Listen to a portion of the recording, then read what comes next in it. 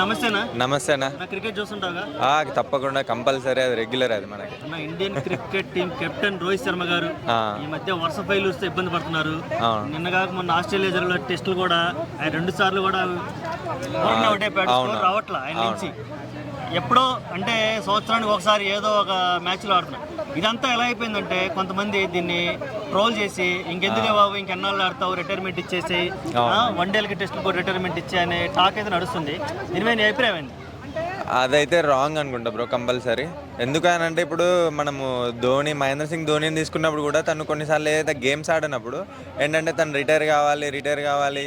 తను కెప్టెన్గా ఉన్నప్పుడు కొంతమంది సీనియర్ ప్లేయర్స్ని తీసేసిండు, కొత్త వాళ్ళకి ఛాన్స్ ఇవ్వాలని చెప్పేసి అనేసి తన మీద కూడా బాగా పాస్ చేసారు. బట్ ఎప్పుడైతే 2011 వరల్డ్ కప్ కొట్టిండో మళ్ళీ వాటన్నిటిని అందరు రివర్స్ బ్యాక్ తీసుకున్నారు. కొన్ని టైమ్స్ ఎందుకంటే కొన్ని హార్డ్ టైమింగ్స్ ఉంటాయి ప్రతి ఒక్కరికి. బట్ మీరు రోహిత్ శర్మని తీసుకుంటే కనుక తను ఎంత స్కోర్ చేశాడు, ఎన్ని డబుల్ సెంచరీస్ ఉన్నాయి, ఎన్ని టాప్ స్కోర్స్ ఉన్నాయి, he is the highest sixers in ఆ రికార్డ్ ఏదైతే ఉందో తన పేరు మీద ఉంది. సో మనం ఆ పాయింట్స్ని తీసుకోవాలి. కొన్నిసార్లు ఆడలేదని చెప్పేసి ఇప్పుడు విరాట్ కోహ్లీని కూడా అంటున్నారు. బట్ విరాట్ కోహ్లీ ఒకసారి కంబ్యాక్ అయ్యాక మళ్ళీ ఆయన హీరోలా చేస్తున్నారు. బట్ రోహిత్ శర్మ విషయంలో అలా కాదు. సర్టెన్ టైమ్స్లో అట్లా జరుగుతుంది. అది ఖచ్చితంగా హార్డ్ టైమ్స్, తన ఏజ్ డిపెండెన్స్ అనేసి అని అంటారు.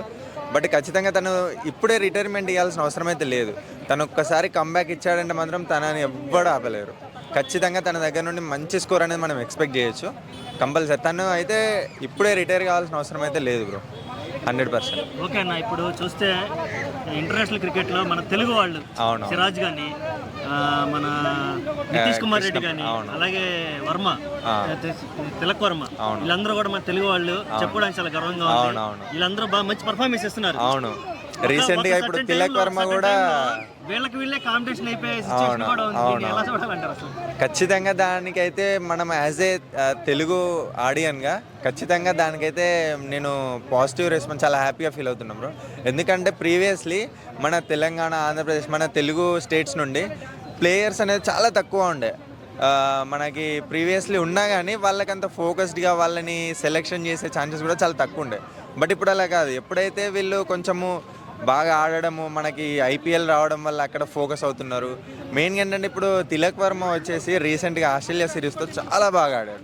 అసలు తను అట్లా ఆడతాడని కూడా ఎవరు ఎక్స్పెక్ట్ చేయలేదు. తన గేమ్ని చూసి చాలా ఈవెన్ సీనియర్ ప్లేయర్స్ కూడా చాలా మైండ్ బ్లోయింగ్ గేమ్ అని చెప్పేసి తనకి మంచి అది పాజిటివ్ అనేది ఇచ్చారు.